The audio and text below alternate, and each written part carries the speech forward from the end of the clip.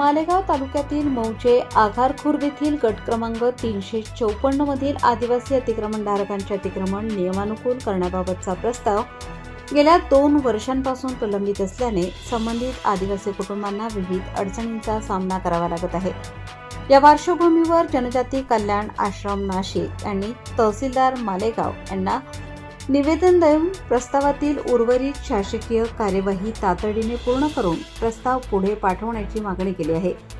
निवेदनानुसार संबंधित प्रकरण सन 2024 पासून प्रलंबित असून प्रस्तावातील त्रुटींची पूर्तता करण्यासाठी तो तहसील कार्यालयाकडे परत पाठवण्यात आला होता।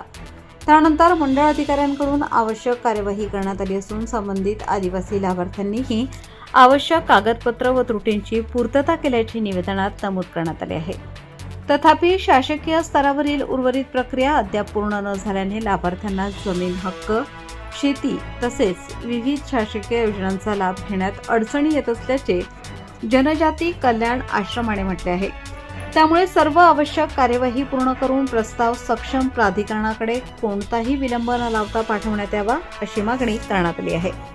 प्रशासनाने आदिवासी बांधवांच्या न्याय हक्कांचा विचार करून या प्रकरणात तातडीने सकारात्मक निर्णय घ्यावा असे आवाहन जनजाती कल्याण आश्रमाने केले आहे।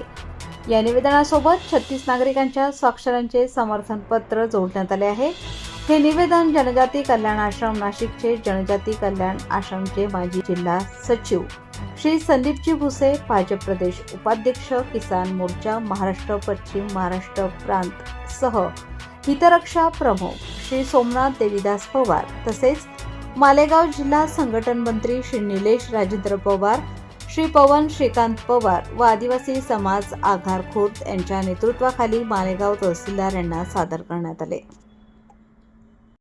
ताज्या व महत्त्वाच्या बातम्या बघण्यासाठी प्ले स्टोअरवर जा, प्रबलभूमी ॲप डाउनलोड करा व या धावपळीच्या जीवनात अपडेट रहा।